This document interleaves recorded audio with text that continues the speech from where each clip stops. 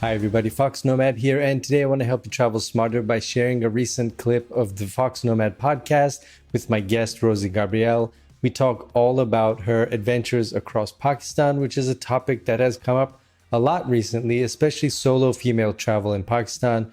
And Rosie spent over a year traveling across the country on motorbike, staying in locals' homes and just traveling around basically the entire country. So it's a long, far reaching, in depth interview, but this is just a select clip from it. If you want to see the whole uncut version, you can listen to that down in the description below. But I wanted to share some of Rosie's experiences traveling around on motorbike as a solo female traveler in Pakistan and just talk to her about what that experience was like and share it with you.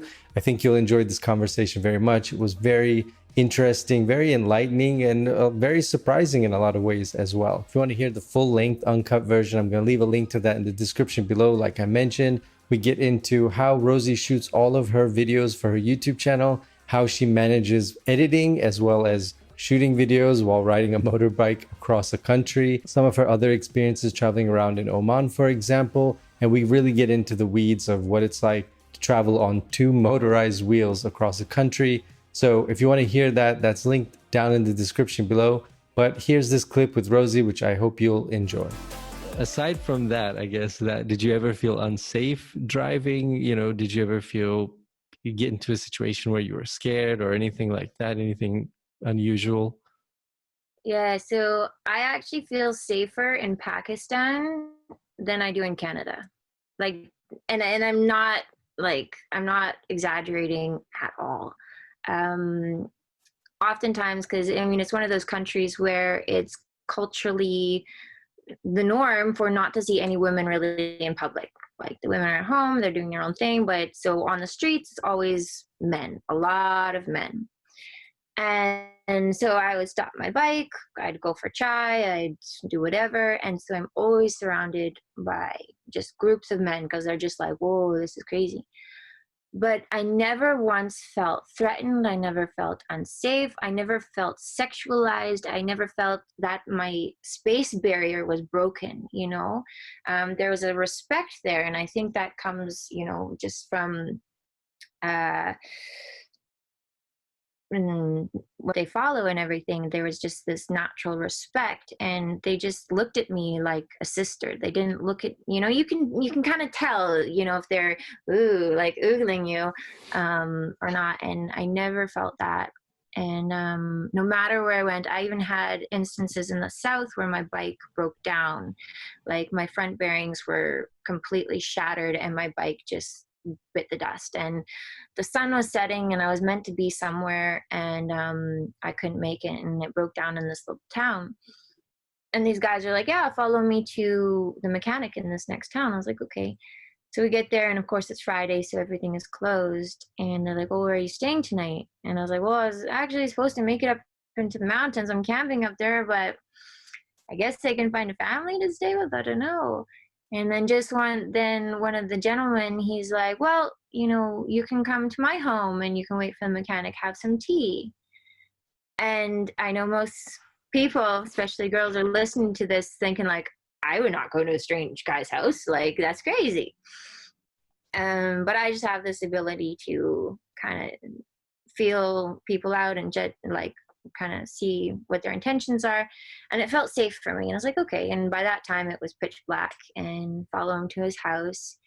And yeah, there his entire family was waiting for me. They gave me gifts, they fed me, they gave me their traditional clothes, they taught me their traditional dancing. Stayed with them for 3 days, had my bike fixed. The mechanic wouldn't let me pay for the repairs. He says, look, you're a guest in our country and this is a gift for you, and that's a big honor for them. And it was just such an amazing experience. And it, you know, it, and that happened a lot. And that was just my general experience there. The people were just so kind, and everyone treated me like a sister, and everyone just wanted to take care of me. I had this interesting experience actually in the north when I was coming down, and it was one particular patch where it was in a really mountainous area, and I have my purse, my fanny pack that goes around my waist. And I stopped for the bathroom at the side of the road, I guess, and I took it off. And I didn't realize till I got to where I was staying that night 5 hours later. And I looked down and my purse was gone, and it was like this brown leather beat up bag. And I'm like, it had everything. It had my Visa card, it had all of my cash, it had my driver's license, it had everything. And I was like, oh my gosh. Oh, like this, like even if, okay, I lost it, what are the chances of someone finding it? If they find it, how are they going to contact me? Like it was like rural in the north. And so I called the police station the next day and I just notified them. I said, if anyone turns this in, let me know. And sure enough, by that evening, I get a call from the police and they said a beggar from the local village found it and turned it in, and everything was in there. Everything. It's Wow. just crazy. Wow. Yeah, I don't know if that would happen in Canada, but there are good people out there. Yeah, I think one thing that, that happened to me a lot was I would go to a cafe or just be out, and people would buy me chai. They would buy me tea. And Mhm. at first I thought I was like, this has to be, the first time it happened, I was like, this might be a scam, because I was like, Yeah, this is pretty unusual. That doesn't happen in most places where people in yeah. in a major city. I think it was Mhm. in Karachi that it happened. I was like, okay, maybe there's something to it, but there's only one way to find out. And no, they were really nice. We talked, had a great experience, and that happened over and over and over. Yeah. And um, and I was going to ask you, in Lahore, did you go to this Sufi festival? Did you go to the Yeah, Sufi festival? no, unfortunately I didn't get to go to that. Yeah. I uh is it the one there's like a lot of dancing and like meditation trance or something? Yeah, so it's One? a lot of dancing where they're spinning, playing drums, smoking opium and Mhm. weed and everything. Yeah, It's just a surreal experience, and yeah. everybody told me, don't go there. It's super dangerous, and like definitely don't take your camera out. You're gonna get mobbed by people and all this stuff. And I was thinking, well, so I went, and I was like, everybody looks pretty happy, and most of them were pretty high. So it was a pretty They're relaxed really atmosphere. happy. I was like, these guys are not gonna. I don't think they're gonna. You know. And I went, and for like the first minute, I was like, okay, maybe do I not take my camera out? I was like, when will Mhm. I ever be here again? I might as well do it. Everybody was super friendly, and Mhm. it was just one of those experiences. Yeah. Um, Yeah, I mean, everywhere in Pakistan, I left everything on my bike, my cameras, my everything, and I would leave it on my bike and I go for a walk, and nothing was ever touched. and do you have them in side compartments or on a backpack, or how did you carry all your things? I have a bunch of bags, but then I have like a tank bag, and it's just a zipper that you open. I had a lot of stuff mounted on my bike. I got presents wherever I went, so the mound just got bigger and bigger and bigger. And every city I was in, I had to like ship stuff home because like I just got so many gifts there. Every family I stayed with this year's like, here's a shawl, here's your new dupatta. So I think you mentioned it earlier, and I think we agree that Pakistan is it's not ready for, I guess, mainstream tourism. I would say it's more in that backpacker adventure traveler stage that a lot of places get to.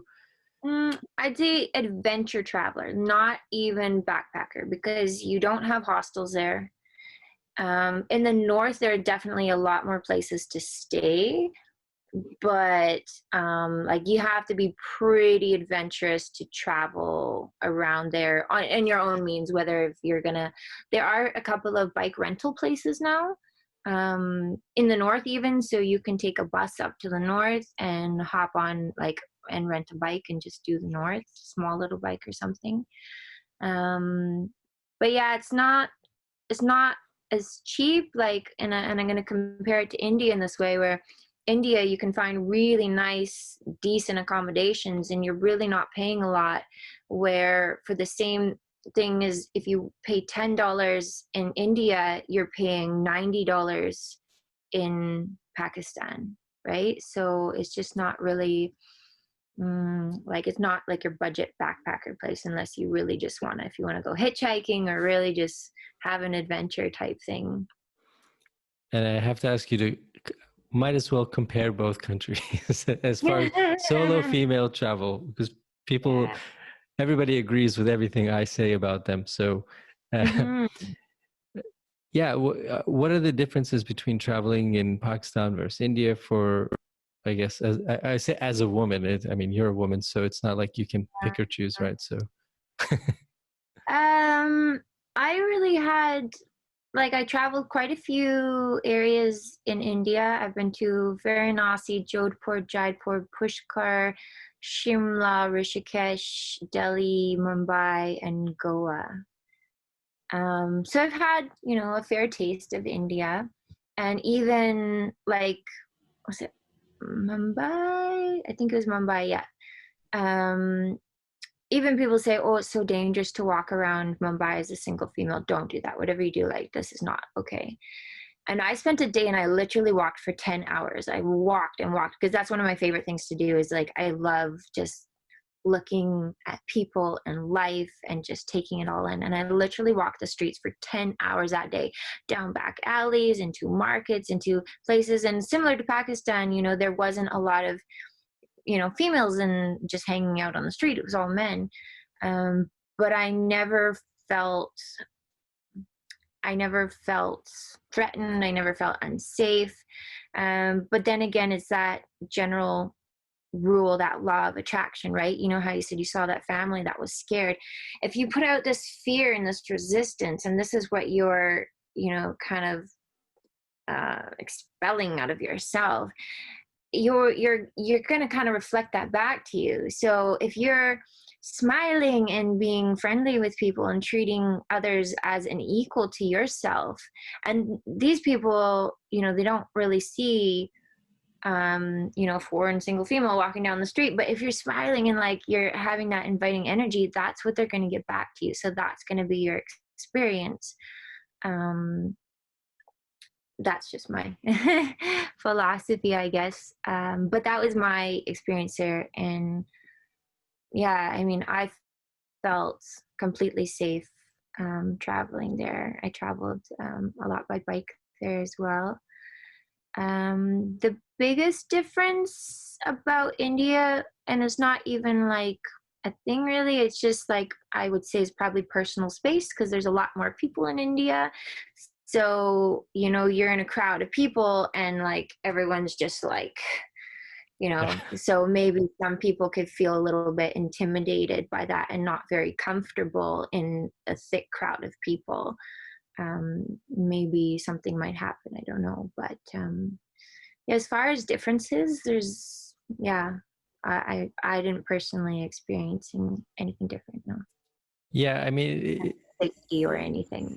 and it's hard to compare. It's India's like civilization just turned all the way up to just like turn the dial of population, just like let's make it Mm-hmm. 1.4 billion, which is so much more than Pakistan. I mean, that is so many Yeah. people, and it's just it's a very different experience, I think. I mean, it's Mm-hmm. just, I It's think just different. It's very culturally different. Even like, yeah, it's completely different with how you interact with the people even. Yeah. and did you use the same bike in Pakistan for that whole year? Was it the same bike? No, so the South, I started out with the 700 GS, the BMW, which is an amazing bike. However, and I've ridden my share of really big bikes, but I knew for the North there was going to be a lot of off-road, and because I'm by myself, if you've seen in my videos, I do drop my bike a lot. Yep. So it makes it, I'm kind of infamous, or yeah, famous for that. It does make it trickier when I'm on my own, and the bike is heavier, and also a lot of the roads are so narrow up north. Like you've got this narrow path and a 200-meter drop, and a vehicle trying to pass you. And I'm like, I just need to have something more manageable And so I switched. There was a company in Islamabad. They were a bike group, and I reached out to them, and they were super keen to help me. And so they lent me a bike for that northern part of the trip. I switched to a 250 as a Tekken, some Chinese bike thing. Yeah, the BMW bikes are great, but they're just really heavy.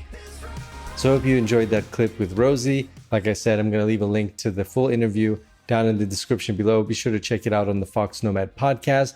I'll also leave a link to Rosie's YouTube channel if you want to check out her adventures as well. And thank you very much for watching. Don't forget to hit the like and subscribe buttons down below, and I'll see you in the next video.